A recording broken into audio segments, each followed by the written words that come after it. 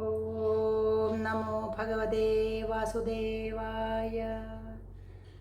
ഓം നമോ ഭഗവതേ വാസുദേവായ. ഓം നമോ ഭഗവതേ വാസുദേവായ. ശ്രീകൃഷ്ണ പരമാത്മനേ നമഃ.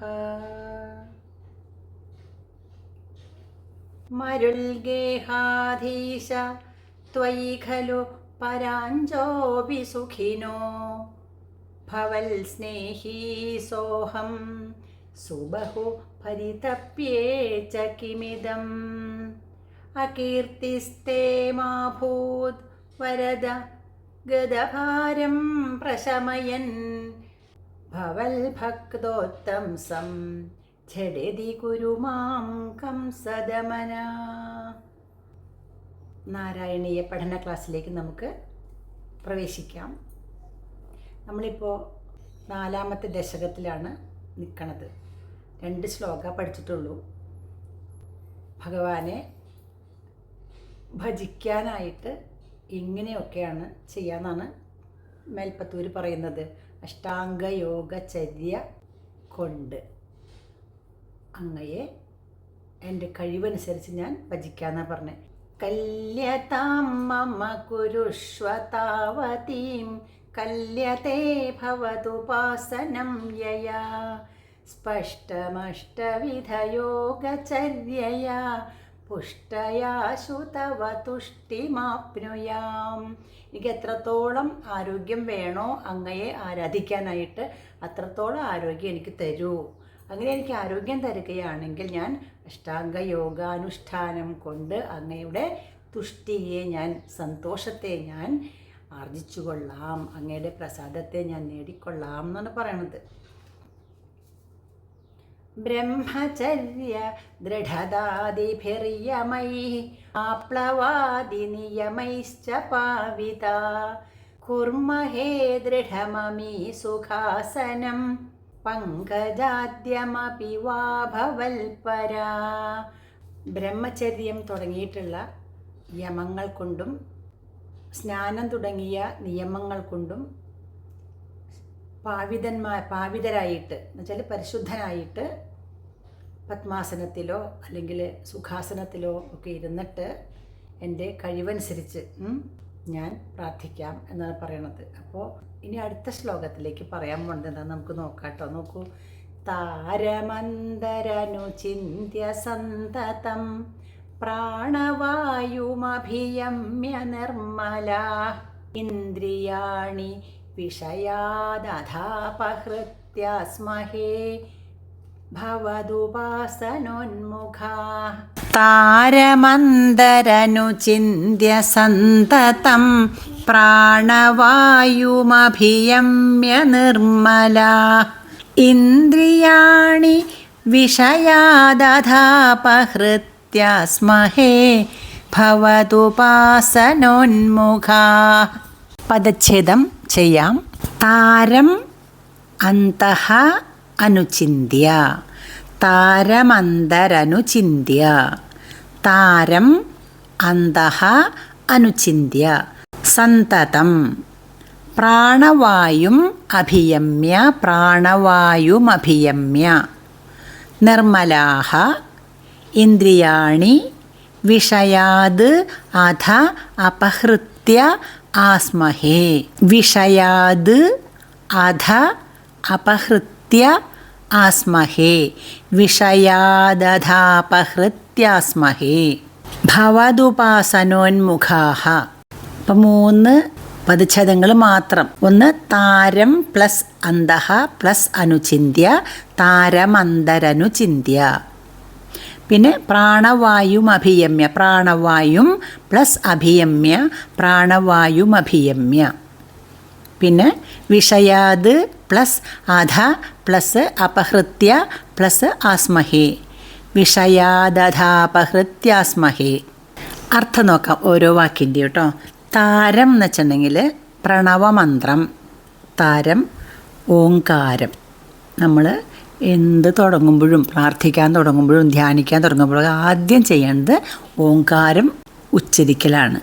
ഓം എന്ന വാക്ക് 3 അക്ഷരങ്ങളുടെ ഒരു സംയോഗമാണ്. ആ പ്ലസ് ഉ പ്ലസ് മ് ആണ്. ആ പ്ലസ് ഉ ഓ, ആ പ്ലസ് ഉ ഓ പ്ലസ് മ് ഓം. ആ എന്ന് വെച്ചാൽ മഹാവിഷ്ണു എന്നാണ് ഉദ്ദേശിക്കുന്നത്. ആ മഹാവിഷ്ണു. ഊ എന്ന് വെച്ചാൽ ശിവനാണ്. മ എന്ന് വെച്ചാൽ ബ്രഹ്മാവ്. ആ എന്ന അക്ഷരം നമ്മുടെ അടിവയറ്, അതായത് നാഭിയിൽ നിന്നാണ് തുടങ്ങണത്. ആ ആ ആ എന്ന് ഉച്ചരിക്കുമ്പോൾ നമുക്കറിയാം നമ്മുടെ നാഭികമലത്തിൽ നിന്നാണ് ആ ശബ്ദം പൊന്തി വരുന്നത്. ആ നമ്മുടെ അടിവയറാണ് അനങ്ങണത്, കണ്ടില്ലേ? ഊ എന്ന് വെച്ചാൽ നെഞ്ചിൽ നിന്നാണ്. ഓ ഓ. അപ്പോൾ മ എന്ന് വെച്ചാൽ മൂർധാവിൽ നിന്നാണ്. ആദ്യം അടിവയറ്റിൽ നിന്ന്, അതായത് നാഭികമലത്തിൽ നിന്നും ആരംഭിച്ചിട്ട് നെഞ്ചിലൂടെ കടന്ന് ആ വായു മൂർധാവിൽ തട്ടിയിട്ട് ചുണ്ടിലൂടെ പുറത്തു പോകുമ്പോഴാണ് ഓം എന്നാവണത്. അപ്പോൾ നമുക്ക് അത് വെറുതെ ഓം എന്ന് ചുണ്ടുകൊണ്ട് മാത്രമല്ല പറയണത്. ശ്രദ്ധിക്കണം, അടിവയറാണ് ആദ്യം അനങ്ങ, പിന്നെ നെഞ്ച്, പിന്നെ മൂർധാവ്, ശിരസ്. ഓം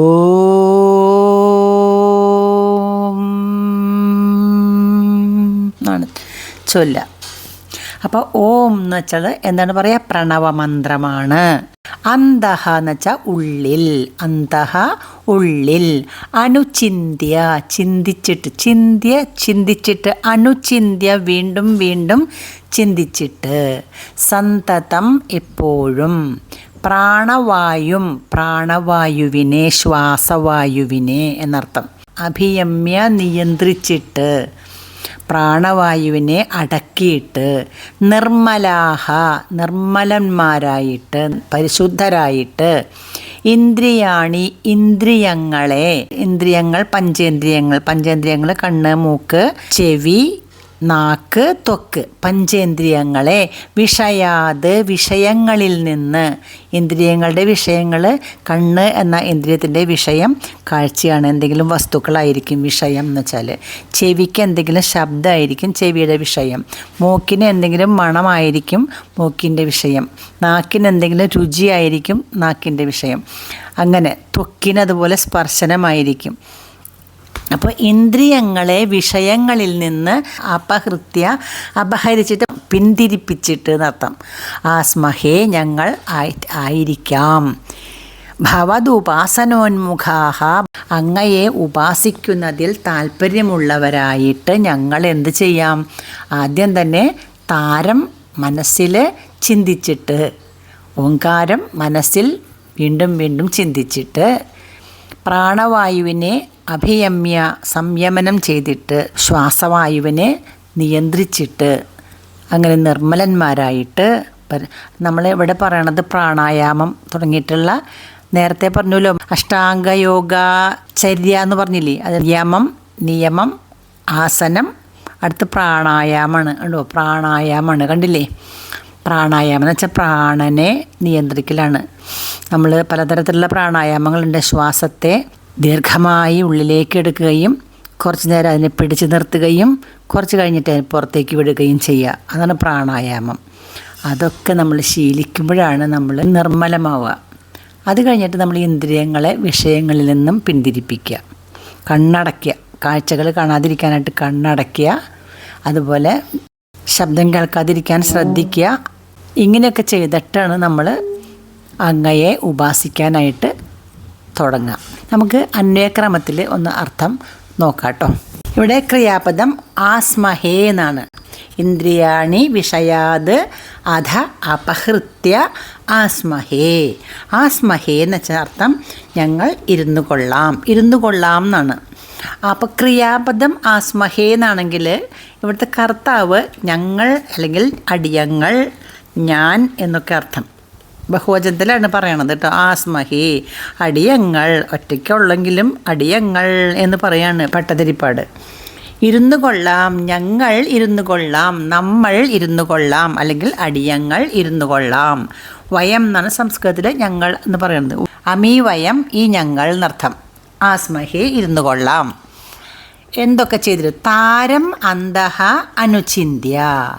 താരം ഓങ്കാരത്തെ അന്തഃ ഉള്ളിൽ അനുചിന്യ തുടർച്ചയായി ധ്യാനിച്ചിട്ട് ഓങ്കാരം ചൊല്ലിയിട്ട് എന്നർത്ഥം. പ്രാണവായും അഭിയമ്യ പ്രാണവായുവിനെ അഭിയമ്യ സ്വാധീനിച്ചിട്ട് നിയന്ത്രിച്ചിട്ട് നിർമ്മലാഹ നിർമ്മലന്മാരായി തീർന്നിട്ട് ഓങ്കാരം തുടർച്ചയായിട്ട് ചൊല്ലി പ്രാണവായുവിനെ നിയന്ത്രിച്ച് പരിശുദ്ധരായിത്തീരാണ്. കാമ ക്രോധാദി ദോഷങ്ങൾ അകന്നിട്ട് അധ പിന്നീട് അനന്തരം ഇന്ദ്രിയാണി വിഷയാത് അപഹൃത്യ ഇന്ദ്രിയങ്ങളെ വിഷയങ്ങളിൽ നിന്ന് പിന്തിരിപ്പിച്ചിട്ട് കണ്ണ് മൂക്ക് തുടങ്ങിയിട്ടുള്ള ഇന്ദ്രിയങ്ങളെ അവയ്ക്ക് വിഷയീഭവിക്കുന്ന കാര്യങ്ങളിൽ നിന്നും പിന്തിരിപ്പിക്കുക. നമുക്കവിടെ കാഴ്ചകൾ കാണുന്നുണ്ടെങ്കിൽ കണ്ണടച്ചാൽ അതിനെ പിന്തിരിപ്പിക്കാം. അതുപോലെ മറ്റുള്ള ഇന്ദ്രിയങ്ങളെയും പിന്തിരിപ്പിച്ച് മനസ്സുകൊണ്ട് നിയന്ത്രിച്ച് നിർത്തിയിട്ട് എന്നർത്ഥം. ഭവദുപാസനോന്മുഖാഹ ആസ്മഹേ അങ്ങയെ ഉപാസിക്കുന്നതിൽ സന്നദ്ധരായിട്ട് ഇരുന്നു കൊള്ളാം എന്ന്. അപ്പോൾ നമ്മൾ ഇവിടെ പ്രാണായാമം എന്ന അഷ്ടാംഗയോഗത്തിലെ 4ാമത്തെ അംഗമായ പ്രാണായാമം. ആദ്യം യമം പറഞ്ഞു, ബ്രഹ്മചര്യം മുതലായ യമം, സ്നാനം തുടങ്ങിയ നിയമം, പത്മാസനം തുടങ്ങിയ ആസനം. ഇപ്പോൾ പ്രാണായാമം ശ്വാസത്തെ നിയന്ത്രിക്കലാണ് പ്രാണായാമം. അപ്പോൾ ഈ 4ാമത്തെ ശ്ലോകത്തിൽ പ്രാണായാമത്തെ പറ്റിയിട്ടാണ് പറയണത് കേട്ടോ. ഒന്നുകൂടിയും നമുക്ക് പറയാം കേട്ടോ. അന്വയക്രമത്തിൽ തന്നെ അർത്ഥം പറയാം. അമി വയം ഈ നമ്മൾ ഈ അടിയങ്ങൾ താരം അന്തഃ അനുചിന്യ ഓങ്കാരത്തെ താരം പ്രണവമന്ത്രമായ ഓങ്കാരത്തെ അന്തഃ ഉള്ളിൽ അനുചിന്യ തുടർച്ചയായി ധ്യാനിച്ചിട്ട് പ്രാണവായും അഭിയമ്യ പ്രാണവായുവിനെ സ്വാധീനിച്ചിട്ട് നിർമ്മലാഹ നിർമ്മലന്മാരായി തീർന്നിട്ട് കാമക്രോധാദി ദോഷങ്ങൾ അകന്നിട്ട് അധ അനന്തരം പിന്നീട് ഇന്ദ്രിയാണി വിഷയാത് അപഹൃത്യ ഇന്ദ്രിയങ്ങളെ പഞ്ചേന്ദ്രിയങ്ങളെയും അവയുടെ വിഷയങ്ങളിൽ നിന്നും പിന്തിരിപ്പിച്ചിട്ട് നേരിട്ട് കണ്ണുകൊണ്ട് മാത്രമേ നമുക്ക് നേരിട്ട് പിന്തിരിപ്പിക്കാൻ പറ്റുള്ളൂ. കണ്ണടച്ച് പിടിച്ചാൽ നമുക്ക് കാണാതിരിക്കാൻ പറ്റും. പക്ഷെ ചെവിനെ അടച്ചു പിടിക്കാൻ പറ്റില്ല. ചെവിക്ക് തുറന്നിരിക്കുകയാണ്, കണ്ണടയ്ക്കാൻ പറ്റും. മൂക്കടഞ്ഞിരിക്കണില്ല. അപ്പോൾ നമുക്കതൊന്നും പറ്റില്ല. അപ്പോൾ അതിനെ മനസ്സുകൊണ്ട് നമ്മൾ നിയന്ത്രിക്കുകയാണ്. എന്നിട്ട് നമ്മൾ അങ്ങയെ ഉപാസിക്കുന്നതിൽ സന്നദ്ധരായി ഇരുന്നു കൊള്ളാം എന്നാണ് 4ാമത്തെ ശ്ലോകത്തിൽ പറയുന്നത്. ഒന്ന് ചൊല്ലി നോക്കാം നമുക്ക് കേട്ടോ. താരമന്തരനുചിന്യ സന്തതം പ്രാണവായും അഭിയമ്യ നിർമ്മല ഇന്ദ്രിയാണി വിഷയാത് അധാപഹൃത്യാസ്മഹേ ഭവതുപാസനോന്മുഖാ. ഇനി നമുക്ക് അടുത്ത ശ്ലോകം നോക്കാം. അസ്ഫുടേവ പുഷിതേ പ്രയത്നതോ ധാരയേമധിഷണാം മുഹുർമുഹു തേന ഭക്തിരസമന്തരാർദ്രതാമുദ്വഹേമ ഭവദംഘ്രിചിന്തകാ. ഒരു വട്ടം കൂടി വായിക്കാം. അസ്ഫുടേവ പുഷിതേ പ്രയത്നതോ ധാരയേമ ധിഷണാം മുഹുർമുഹു തേന ഭക്തിരസമന്തരാർദ്രതാമുദ്വഹേമ ഭവദംഘ്രിചിന്തകാ. പദച്ഛേദം നോക്കാം. അസ്ഫുടേ വപുഷി തേ പ്രയത്നതഃ. പ്രയത്നതോ എന്നുള്ളത് പ്രയത്നതഃ എന്നാണ്. ധാരയേമഹ ധിഷണാം മുഹുർമുഹുഹു. മുഹുഹു പ്ലസ് മുഹുഹു ആണ് മുഹുർമുഹുഹു എന്നാവണത്. എർന്ന് വരും അവിടെ. വിസർഗം പോയിട്ട് എർ എന്ന് ചില്ലക്ഷരം വരും. മുഹുഹു പ്ലസ് മുഹുഹു മുഹുർമുഹുഹു തേന ഭക്തിരസമന്തരാർദ്രതാമുദ്വഹേമ. ഭക്തിരസം പ്ലസ് അന്തഃ പ്ലസ് ആർദ്രതാം പ്ലസ് ഉദ്വഹേമ. ഭക്തിരസമന്തരാർദ്രതാമുദ്വഹേമ. ഭക്തിരസം പ്ലസ് അന്തഃ പ്ലസ് ആർദ്രതാം പ്ലസ് ഉദ്വഹേമ ഭവദംഘ്രിചിന്തകാഹ. അടുത്തത് പദച്ഛേദം തിരിക്കാനുള്ളത് പ്രയത്നതഃ ധാരയേമഹ. പിന്നെ മുഹുർമുഹുഹു എന്നാണുള്ളത് ഒരെണ്ണം. മുഹുഹു പ്ലസ് മുഹുഹു.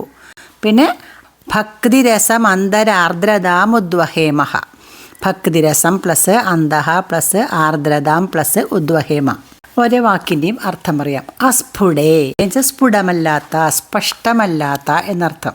വപുഷി വപുസ് ശരീരം, വപുഷി ശരീരത്തിൽ. തേ എന്നുവെച്ചാൽ നിന്റെ, അങ്ങയുടെ. പ്രയത്നതഃ വളരെ പ്രയത്നം ചെയ്തിട്ട്, പണിപ്പെട്ടിട്ട്. ധാരയേമഹ നമ്മൾ ധരിച്ചു കൊള്ളാം, അല്ലെങ്കിൽ അടിയങ്ങൾ ധരിച്ചു കൊള്ളാം. ധിഷണാം ധിഷണ ബുദ്ധിയാണ്. ധിഷണാം ബുദ്ധിയെ. മുഹുർമുഹുഹു മുഹു എന്ന് വെച്ചാൽ വീണ്ടും എന്നർത്ഥം. മുഹുർമുഹുഹു വീണ്ടും വീണ്ടും. തേന അതുകൊണ്ട്. ഭക്തിരസം അന്തരാർദ്രതാം ഉദ്വഹേമ. ഭക്തിരസം ഭക്തി കൊണ്ടുള്ള രസം. ഭക്തിരസം ഭക്തി കൊണ്ട് എന്താ രസം? ഒരു ആനന്ദം ഉണ്ടാവും നമുക്ക്. ഭക്തി കൊണ്ടുള്ള ആനന്ദത്തെ എന്നർത്ഥം. അന്തഃ എന്ന് വെച്ചാൽ ഉള്ളിൽ, മനസ്സിൽ, ഹൃദയത്തിൽ എന്നൊക്കെ അർത്ഥം. ആർദ്രതാം ആർദ്രത വെച്ചാൽ ആർദ്രീഭാവം, ഒരു കുളിർമ. ഉദ്വഹേമ ആർജിച്ചു കൊള്ളാം. ഭവദംഘ്രി ചിന്തകാഹ. അഘ്രി എന്ന് വെച്ചാൽ പാദം. ഭവദംഘ്രി ഭവാന്റെ, അങ്ങയുടെ പാദങ്ങളെ. ചിന്തകാഹ ചിന്തിക്കുന്നവർ. ഇനി നമുക്ക് അന്വയക്രമത്തിൽ അർത്ഥം നോക്കാം. ത്വദാശ്രയാഹ വയം. ത്വദാശ്രയാഹ അങ്ങയെ ആശ്രയിക്കുന്നവരായ.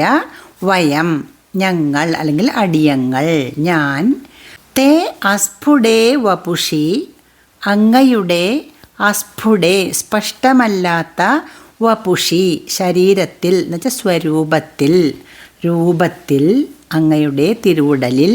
പ്രയത്നതഃ വളരെ പ്രയത്നം ചെയ്തിട്ട് എന്ന് വെച്ചാൽ വളരെ പണിപ്പെട്ടിട്ട്. ധിഷണാം ബുദ്ധിയെ. മുഹുർമുഹുഹു വീണ്ടും വീണ്ടും. ധാരയേമഹ ധരിച്ചു കൊള്ളാം, ഉറപ്പിച്ച് നിർത്തിക്കൊള്ളാം. അപ്പോൾ അങ്ങയെ ആശ്രയിക്കുന്നവനായ ഞാൻ അങ്ങയുടെ സ്പഷ്ടമല്ലാത്ത സ്വരൂപത്തിൽ എൻ്റെ മനസ്സിനെ, എൻ്റെ ബുദ്ധിയെ വളരെ പണിപ്പെട്ട് വീണ്ടും വീണ്ടും ഉറപ്പിച്ച് നിർത്തിക്കൊള്ളാം എന്നർത്ഥം. എന്തുകൊണ്ടാണ് ഇങ്ങനെ പണിപ്പെടാൻ കാരണം എന്ന് വെച്ചാൽ, നാം പറഞ്ഞു പല വിഷയങ്ങളിലേക്ക് നമ്മുടെ ഇന്ദ്രിയങ്ങൾ പോകും. ചെവി, മൂക്ക്, നാക്ക് തുടങ്ങിയിട്ടുള്ള ഇന്ദ്രിയങ്ങൾ അതാതിൻ്റെ വിഷയങ്ങളിലേക്ക്. ഒരു ശബ്ദം കേട്ടാൽ, ഒരു നല്ല വാസന വന്നാൽ, അതാത് ഇന്ദ്രിയങ്ങൾക്ക് എന്തൊക്കെയാണോ വിഷയീഭവിക്കുന്നത് അതിലേക്ക് ഇന്ദ്രിയങ്ങൾ പോകുമ്പോൾ നമ്മുടെ മനസ്സും അതിനോടൊപ്പം തന്നെ പോകും. അപ്പോൾ അതിൽ നമ്മൾ കുറച്ച് നേരം ഭഗവാന്റെ രൂപത്തെ ധ്യാനിച്ചുകൊണ്ടിരിക്കുകയാണെങ്കിൽ ഇടയ്ക്ക് ഇങ്ങനത്തെ ഓരോ കാര്യങ്ങൾ വന്നാൽ ഇന്ദ്രിയങ്ങൾ ആ വഴിക്ക് പോകുമ്പോൾ മനസ്സും പോകും. അപ്പം നമുക്ക് മനസ്സിലാവും, അയ്യോ എൻ്റെ മനസ്സിൽ നിന്ന് ഭഗവാന്റെ രൂപം പോവല്ലേ. ഉടനെ തന്നെ നമ്മൾ പ്രയത്നിച്ചുകൊണ്ട് അതിൽ നിന്നും പിന്തിരിയാണ്. ഇന്ദ്രിയങ്ങളിൽ, വിഷയങ്ങളിൽ നിന്നും പിന്തിരിപ്പിക്കുകയാണ്. അത് ഒരു വട്ടമല്ല, പലവട്ടം പോകും. നമ്മൾ സാധാരണ പറയാറുണ്ട്, നമുക്ക് ധ്യാനിക്കാനിരുന്നാൽ അവിടെ ഉറച്ചു നിൽക്കില്ല മനസ്സ്, പ്രാർത്ഥിക്കാനിരുന്നാൽ മനസ്സ് ഉറച്ചു നിൽക്കില്ല. പ്രാർത്ഥന ഇവിടെ നടക്കുമ്പോൾ മനസ്സ് വേറെ എവിടേക്കോ യാത്ര പോയിക്കൊണ്ടിരിക്കും. അത് പാടില്ല. പൂർണ്ണമായ ഭഗവാനിലേക്ക് തന്നെ എൻ്റെ മനസ്സിനെ, എൻ്റെ ബുദ്ധിയെ കേന്ദ്രീകരിക്കണം. അതിനിടയ്ക്കിടയ്ക്ക് നമ്മൾ എന്ത് ചെയ്യണം? ഈ ഇന്ദ്രിയങ്ങളെ വിഷയങ്ങളിൽ നിന്നും പിന്തിരിപ്പിച്ച് കൊണ്ടുവന്നിട്ട് വേണം ചെയ്യണമെങ്കിൽ. അത്രയ്ക്ക് ബുദ്ധിമുട്ടാണ്. ഇന്ദ്രിയങ്ങൾക്ക് ഭയങ്കര നിയന്ത്രണം ഇല്ല ശരിക്കും പറഞ്ഞാൽ. പ്രയത്നതഃ വളരെ പ്രയത്നിച്ചിട്ട്. മുഹുഹു വീണ്ടും വീണ്ടും. ധിഷണാം എൻ്റെ ബുദ്ധിയെ. തേ വപുഷി അങ്ങയുടെ അസ്ഫുടമായ വപുസിൽ. ധാരയേമഹ ഞാൻ ഉറപ്പിച്ച് നിർത്തിക്കൊള്ളാം. ഭവദംഘ്രി ചിന്തകാഹ വയം അങ്ങയുടെ. അഘ്രിച്ച പാദം എന്ന് പറഞ്ഞു. അങ്ങയുടെ പാദചിന്തകന്മാരെ, അങ്ങയുടെ തൃപ്പാദങ്ങളെ ചിന്തിക്കാൻ ധ്യാനിക്കുന്നവരായ വയം നമ്മൾ, അടിയങ്ങൾ. തേന അതുകൊണ്ട്. ഇങ്ങനെ ഇന്ദ്രിയങ്ങളെ ഇടയ്ക്കിടയ്ക്ക് ഇങ്ങനെ പിന്തിരിപ്പിച്ച് കൊണ്ടുവരാൻ, പണിപ്പെട്ട് പിന്തിരിപ്പിച്ച് കൊണ്ടുവരാമെന്ന് പറഞ്ഞില്ലേ, അങ്ങനെ ഇടയ്ക്കിടയ്ക്ക് ഇങ്ങനെ കൊണ്ടുവരുന്നത് കൊണ്ട്. ഭക്തിരസം ഭക്തിയിൽ നിന്നും ഉണ്ടാകുന്ന ആനന്ദം. രസം ആനന്ദം. അന്തഃ നമ്മുടെ ഉള്ളിൽ. ആർദ്രതാം ഉദ്വഹേമഹ ഒരു ആർദ്രത, ഒരു നനവ്, ഒരു കുളിർമ, ഒരു സന്തോഷം. ആർദ്രതാം ഉദ്വഹേമഹ ആർജിച്ചുകൊള്ളും എന്നർത്ഥം. പ്രതിബന്ധങ്ങളെ ഇങ്ങനെ തട്ടി മാറ്റിക്കൊണ്ടുള്ള അഭ്യാസ യത്നമാണിത്. അതായത് മുഹുർമുഹു എളുപ്പമല്ല. ധ്യാനിക്കാനിരുന്നാൽ ഞാനിപ്പോൾ എളുപ്പത്തിൽ അങ്ങനെ ഭഗവാനെ പ്രാർത്ഥിക്കാമെന്ന് വെച്ചാൽ ധ്യാനിക്കാനിരുന്നാൽ മനസ്സ് വല്ലയിടത്തേക്കും പോവും. അപ്പോൾ അതിനെ ഇടയ്ക്കിടയ്ക്ക് പിടിച്ചു കൊണ്ടുവരണം. കണ്ടോ, ഒന്നുകൂടി പറയാം ഞാൻ, നോക്കിക്കൊണ്ട് ശ്രദ്ധിച്ചോളൂ. ത്വദാശ്രയാഹ വയം, അങ്ങയെ ആശ്രയിക്കുന്നവരായ അടിയങ്ങൾ, തേ അസ്ഫുടേ വപുഷി, അങ്ങയുടെ സ്പഷ്ടമല്ലാത്ത സ്വരൂപത്തിൽ, പ്രയത്നതഃ വളരെ പണിപ്പെട്ട്, ധിഷണാം ബുദ്ധിയെ, മുഹുർമുഹുഹു വീണ്ടും വീണ്ടും, ധാരയേമഹ ധരിച്ചു കൊള്ളാം എന്ന് വെച്ചാൽ ഉറപ്പിച്ച് നിർത്തിക്കൊള്ളാം. ഭവദംഘ്രിചിന്തകാഹ വയം, അങ്ങയുടെ അഘ്രിചിന്തകന്മാരായ തൃപ്പാദങ്ങളെ ധ്യാനിക്കുന്നവരായ ഞങ്ങൾ, തേന അതുകൊണ്ട്, ഏതുകൊണ്ട്, ഇങ്ങനെ ധാരണാപരിശീലനം എന്ന് പറയില്ലേ, അങ്ങയെ ധരിക്കുക എന്ന് പറഞ്ഞില്ലേ, ഇടയ്ക്കിടയ്ക്ക് ഞാൻ അങ്ങയുടെ രൂപത്തെ എൻ്റെ മനസ്സിൽ ധരിച്ചു കൊള്ളാം, പണിപ്പെട്ട് പിടിച്ചു നിർത്തിക്കൊള്ളാം എന്ന് പറഞ്ഞില്ലേ, അത് എളുപ്പമല്ല. ഒരു പരിശീലനം നടന്നുകൊണ്ടിരിക്കുക അവിടെ അല്ലേ. എന്താ കാരണം വെച്ചാൽ മനസ്സ് പോവുകയാണ്, പിടിച്ചു നിർത്തി, പിന്നെയും മനസ്സ് പോകണു, പിടിച്ചു നിർത്തും. അങ്ങനെ പോയ മനസ്സിനെ ഒരുപാട് വട്ടം അതാത് വിഷയങ്ങളിൽ നിന്നും പിന്തിരിപ്പിച്ചു കൊണ്ടുവന്നിട്ട് അർത്ഥം. അതുകൊണ്ട് ധാരണാ പരിശീലനം കൊണ്ട് ഭക്തിരസത്തെയും ഭക്തി കൊണ്ടുള്ള ആനന്ദത്തെയും, അന്തഃ ഉള്ളിൽ ഹൃദയത്തിൽ ആർദ്രീഭാവത്തെയും, ഉദ്വഹേമഹ ആർജിച്ചുകൊള്ളാം എന്നർത്ഥം. ഇവിടെ അഷ്ടാംഗയോഗ എന്ന് പറഞ്ഞില്ലേ നമ്മൾ, അതിൽ അഷ്ടാംഗങ്ങളിൽ അഞ്ചാമത്തെ അംഗമാണ് പ്രത്യാഹാരം. നമ്മൾ യമം, നിയമം, ആസനം, പ്രാണായാമം പറഞ്ഞു കഴിഞ്ഞു, 4 അഞ്ചാമത്തെ പ്രത്യാഹാരമാണ്. പ്രത്യാഹാരം എന്ന് വെച്ചാൽ ഉപാദാനം എന്നർത്ഥം, എടുക്കൽ എന്നർത്ഥം. അതായത് ഇന്ദ്രിയങ്ങളെ അതാത് വിഷയങ്ങളിൽ നിന്ന് നിവർത്തിപ്പിച്ച് കൊണ്ടുവരികയാണ്. നമ്മൾ അതാത് വിഷയങ്ങളിലേക്ക് പോയ ഇന്ദ്രിയങ്ങളെ അതിൽ നിന്നും പിന്തിരിപ്പിച്ച് നിവർത്തിപ്പിച്ച് വീണ്ടും മനസ്സിലേക്ക് തന്നെ തിരിച്ചു കൊണ്ടുവരികയാണ്. അതിന് കഠിനമായ പ്രയത്നം വേണം. ഇപ്പോൾ ഒരുവിധം മനസ്സിലായിണ്ടാവുമെന്ന് ഞാൻ വിചാരിക്കുന്നു. നമുക്ക് ഈ ശ്ലോകം ഒന്നുകൂടി ചൊല്ലാട്ടോ. അസ്ഫുടേ വപുഷിത്തെ പ്രയത്നതോ ധാരയേമ ധിഷണാം മുഹുർമുഹു, തേന ഭക്തിരസമന്തരാർദ്രതാം ഉദ്വഹേമ ഭവദംഘ്രിചിന്തകാ. അസ്ഫുടേ വപുഷിത്തെ, തേ അസ്ഫുടേ വപുഷി, അങ്ങയുടെ അവ്യക്തമായ സ്വരൂപത്തിൽ, പ്രയത്നതോ വളരെ പ്രയത്നിച്ചിട്ട്, ധാരയേമധിഷണാം മുഹുർമുഹു എൻ്റെ ധിഷണയെ, എൻ്റെ ബുദ്ധിയെ, മുഹുർമുഹുഹു വീണ്ടും വീണ്ടും ഞാൻ, ധാരയേമ ഉറപ്പിച്ച് നിർത്താം. അങ്ങയുടെ അസ്ഫുടമായ ആ സ്വരൂപത്തിൽ എൻ്റെ ബുദ്ധിയെ ഞാൻ വീണ്ടും വീണ്ടും പ്രയത്നിച്ചുകൊണ്ട് ഉറപ്പിച്ച് നിർത്താം. അതുകൊണ്ട് അങ്ങയുടെ പാദങ്ങളെ ധ്യാനിക്കുന്നവനായ ഞാൻ ഭക്തി കൊണ്ടുള്ള ആനന്ദത്തെയും ആർദ്രതയെയും ആർജിച്ചുകൊള്ളാം. ഇനി നമുക്ക് അടുത്ത ശ്ലോകം ചൊല്ലാട്ടോ. വിസ്ഫുടാവയവഭേദസുന്ദരം ത്വദ്വപുഃസുചിരശീലനാവശാദ് അശ്രമം മനസി ചിന്തയാമഹേ ധ്യാനയോഗനിരതാസ്ത്വദാശ്രയാ. ഒന്നുകൂടി ചൊല്ലാം. വിസ്ഫുടാവയവഭേദസുന്ദരം ത്വദ്വപുഃസുചിരശീലനാവശാദ് അശ്രമം മനസി ചിന്തയാമഹേ ധ്യാനയോഗനിരതാസ്ത്വദാശ്രയാ. പദച്ഛേദം. വിസ്ഫുടാവയവഭേദസുന്ദരം ത്വദ്വപുഃ സുചിരശീലനാവശാദ്. ത്വദ്വപുഃ പ്ലസ് സുചിരശീലനാവശാദ് അശ്രമം മനസി ചിന്തയാമഹേ ധ്യാനയോഗനിരതാഃ ത്വദാശ്രയാഃ. ധ്യാനയോഗനിരതാസ്ത്വദാശ്രയാഃ. ഇനി ഓരോ വാക്കിൻ്റെ അർത്ഥം പറയാം. വിസ്ഫുടാവയവഭേദസുന്ദരം. വിസ്ഫുടം എന്ന് വെച്ചാൽ വളരെ സ്ഫുടമായ, തെളിഞ്ഞു മിന്നുന്ന എന്നൊക്കെ പറയാം.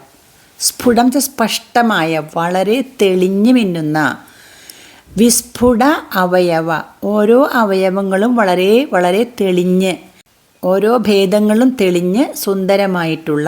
ത്വദ്വപുഹു, അങ്ങയുടെ ആ വപുസ്. ത്വദ്വപുഹു, തവ വപു, അങ്ങയുടെ വപുസ്, അങ്ങയുടെ ശരീരം. സുചിരശീലനാവശാത്, സുചിരം വളരെ നാളുകളായിട്ട് എന്ന് പറയാം, വളരെ നീണ്ടു നിൽക്കുന്ന പരിശീലനം കൊണ്ട്. സുചിര ശീലനാവശാത്, വളരെ നാളത്തെ ശീലനം കൊണ്ട്, പരിശീലനം കൊണ്ട്. അശ്രമം, ഒരു പ്രയാസവും കൂടാതെ. മനസ്സി ചിന്തയാമഹേ, മനസ്സിൽ ചിന്തയാമഹേ, ഞാൻ ഭാവന ചെയ്തു കൊള്ളാം, ചിന്തിച്ചു കൊള്ളാം എന്ന്. ധ്യാനയോഗനിരതാഹ, ധ്യാനയോഗത്തിൽ നിരതന്മാർ, ധ്യാനിക്കുന്നതിൽ തൽപരന്മാർ എന്നർത്ഥം. ത്വദാശ്രയാഹ ചല, നിന്നെ ആശ്രയിക്കുന്നവർ, നിന്നെ ശരണം പ്രാപിച്ചവരായ എന്നർത്ഥം. നമുക്ക് അന്വയക്രമത്തിൽ അർത്ഥം നോക്കാട്ടോ. ത്വദാശ്രയാഹ, നിന്നെ ആശ്രയിക്കുന്നവരായ. വയം, നമ്മൾ, അടിയങ്ങൾ. അങ്ങയെ ശരണം പ്രാപിച്ചവരായ അടിയങ്ങൾ. ധ്യാനയോഗനിരതാഹ, ധ്യാനയോഗത്തിൽ തൽപരരായിട്ട്. വിസ്ഫുടാവയവഭേദസുന്ദരം. ത്വദ്വപുഹു, അവയവങ്ങൾ നല്ലവണ്ണം തെളിഞ്ഞു മിന്നുന്ന അങ്ങയുടെ വപുഹു, ശരീരം, തിരുവുടൽ. സുചിരശീലനാവശാത്, വളരെ നീണ്ടു നിൽക്കുന്ന പരിശീലനം കൊണ്ട്, സുദീർഘമായ ധാരണാഭ്യാസത്താൽ എന്നർത്ഥം. അശ്രമം, ഒരു പ്രയാസവും കൂടാതെ. മനസ്സി ചിന്തയാമഹേ, മനസ്സിൽ ചിന്തിച്ചു കൊള്ളാം, ഭാവന ചെയ്തു കൊള്ളാം എന്നർത്ഥം. ഇത് വളരെ സിമ്പിളായിട്ടുള്ള ഒരു ഇതാണ്, നേരത്തെക്കാളും കുറച്ചും കൂടിയും മനോഹരമായിട്ടുള്ള ഒരു ശ്ലോകമാണ്. ഇട്ട് നോക്കൂ. വിസ്ഫുടാവയവ ഭേദസുന്ദരം ത്വദ്വപുഹു, അങ്ങയുടെ നേരത്തെ തെളിഞ്ഞിരുന്നില്ല വപുസ്, ഇപ്പോൾ തെളിയാണ്. എങ്ങനെ? വളരെ വ്യക്തമായിട്ടുള്ള, തെളിഞ്ഞു മിന്നുന്ന അവയവങ്ങളാണ്. അതായത് അത്രയും വ്യക്തമായിട്ട് കാണാൻ പറ്റുന്ന അവയവങ്ങളാണിപ്പോൾ. എന്താ കാരണം അങ്ങനെ ആവാനായിട്ട്? അങ്ങയെ ശരണം പ്രാപിച്ചവരായ ഞങ്ങൾ ധ്യാനയോഗത്താൽ, നേരത്തെ ധ്യാനയോഗം ശരിയാവണമെങ്കിൽ ഇന്ദ്രിയങ്ങളെ വീണ്ടും വീണ്ടും വിഷയങ്ങളിൽ നിന്നും പിന്തിരിപ്പിച്ച് അങ്ങനെ സ്റ്റഡി ആവണം ധ്യാനത്തിൽ.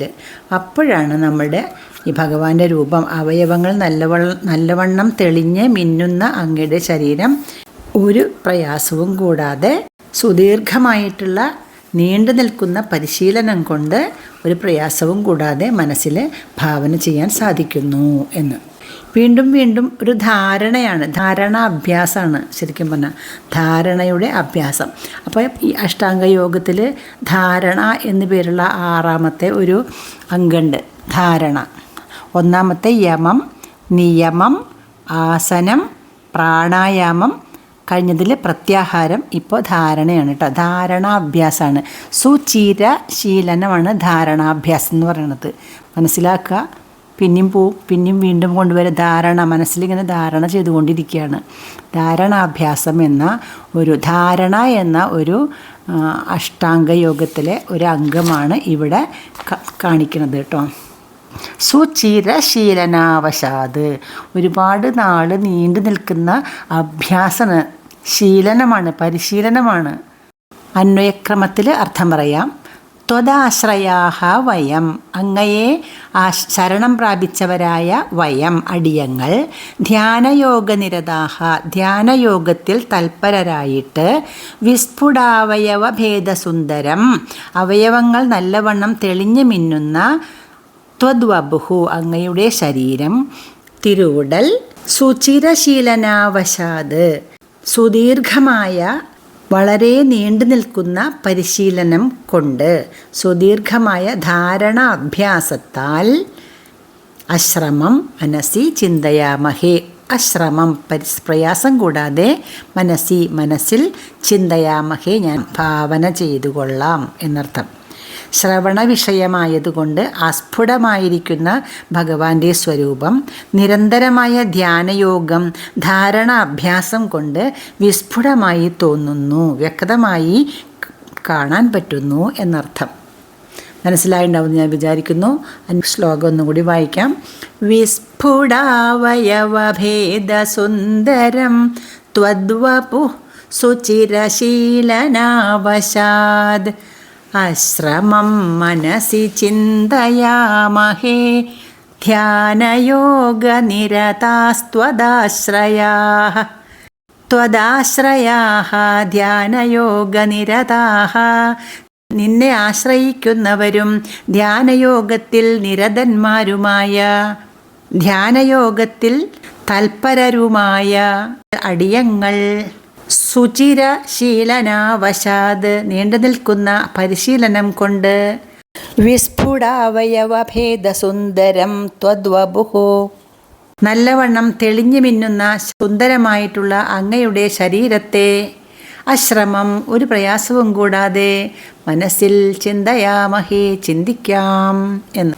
അപ്പം നന്നായിട്ട് ഇന്ദ്രിയങ്ങളെയെല്ലാം മറ്റു വിഷയങ്ങളിൽ നിന്നും പിന്തിരിപ്പിച്ച് ഒരു വട്ടമല്ല പലവട്ടം പോകുന്ന ഇന്ദ്രിയങ്ങളെ പിന്തിരിപ്പിച്ച് പരിശീലനം ചെയ്യാണ്. ഉറക്കം വന്നിട്ടാവാം, മറ്റുള്ള വിഷയങ്ങൾ വന്നിട്ടാവാം, നമ്മുടെ ധ്യാനത്തിന് മുടക്കം വരും. അപ്പോൾ വീണ്ടും നമ്മൾ അതിൽ നിന്നും പിന്തിരിഞ്ഞ് ഇതിൽ തന്നെ ഉറച്ച് പരിശീലനം ചെയ്യുക. സുചിരമാണ്, വളരെ നീണ്ടു നിൽക്കുന്ന ഒരു പരിശീലനമാണ്. അങ്ങനെ പരിശീലനം ചെയ്തിട്ട് നമ്മൾ ഭഗവാന്റെ സ്വരൂപം അസ്ഫുടമായ എന്ന് കഴിഞ്ഞ ശ്ലോകത്തിൽ പറഞ്ഞാലും ഇപ്പം നമുക്കത് കാണാൻ പറ്റുന്നു. വിസ്ഫുടമായിട്ട് വളരെ വ്യക്തമായിട്ട് കാണാൻ പറ്റുന്നു. സുന്ദരമായ അങ്ങയുടെ ആ ശരീരം, എന്തു ഭംഗിയുള്ള അങ്ങയുടെ ശരീരം എൻ്റെ മനസ്സിലിപ്പോൾ എനിക്ക് കാണാൻ സാധിക്കും എന്ന് ഞാനങ്ങനെ ചിന്തിച്ചു കൊള്ളാം എന്നാണ് പറയണത്. അപ്പോൾ മനസ്സിലായി കാണുമെന്ന് വിചാരിക്കുന്നു. നമുക്ക് അടുത്ത ദിവസം അടുത്ത ശ്ലോകം നോക്കാം. ഇപ്പം നമ്മൾ അഷ്ടാംഗ യോഗയിൽ 6 അംഗങ്ങളെ കണ്ടു. ഒന്നാമത്തേൽ യമം, രണ്ടാമത്തേൽ നിയമം, മൂന്നാമത്തേൽ ആസനം, നാലാമത്തേതിൽ പ്രാണായാമം, അഞ്ചാമത്തേൽ പ്രത്യാഹാരം, ആറാമത്തേൽ ധാരണയാണ്. എന്താ ഇവിടെ ധാരണ വെച്ചാൽ ഇങ്ങനെ ധാരണ അഭ്യാസം ചെയ്തുകൊണ്ടിരിക്കുക. അഭ്യാസം ചെയ്ത് നമ്മുടെ ധാരണയെ ഉറപ്പിക്കുകയാണ്. അപ്പോൾ വ്യക്തമല്ലാത്ത ഭഗവാന്റെ രൂപം നമ്മളെങ്ങനെയാണ് ഇപ്പോൾ വ്യക്തമായി കാണാമെന്ന് പറയുന്നത് മേൽപ്പത്തൂർ പറയണത് എങ്ങനെയാണ്? സുചിരശീലനം കൊണ്ടാണ്. അതുപോലെ നമുക്കും സുചിരമായ ശീലനം കൊണ്ട് ഈ ശ്ലോകങ്ങളൊക്കെ നന്നായിട്ട് പഠിച്ച് അർത്ഥമൊക്കെ നന്നായിട്ട് മനസ്സിലാക്കിയിട്ട് ഭക്തി വർദ്ധിച്ച് ഭഗവാനെ നമുക്കും സാക്ഷാത്കരിക്കാൻ സാധിക്കും. അങ്ങനെ ഭഗവാനെ കണ്ട് മോക്ഷം നേടാൻ സാധിക്കും എന്നാണ് പറയാനുള്ളത് എനിക്ക്. അപ്പോൾ ശ്ലോകം നന്നായിട്ട് മനസ്സിലായിട്ടുണ്ടാവുമെന്ന് വിചാരിക്കുന്നു. വീണ്ടും വായിച്ച് ഉറപ്പിക്കുക എല്ലാവരും. എളുപ്പം ചൊല്ലാൻ പറ്റുന്ന ശ്ലോകങ്ങളാണ്. അപ്പം നന്നായിട്ട് ശ്രമിക്കുക കേട്ടോ എല്ലാവരും. വീണ്ടും വായിച്ച് മനസ്സിലാക്കുക. സർവത്ര ഗോവിന്ദ നാമ സങ്കീർത്തനം. ഗോവിന്ദ ഗോവിന്ദ.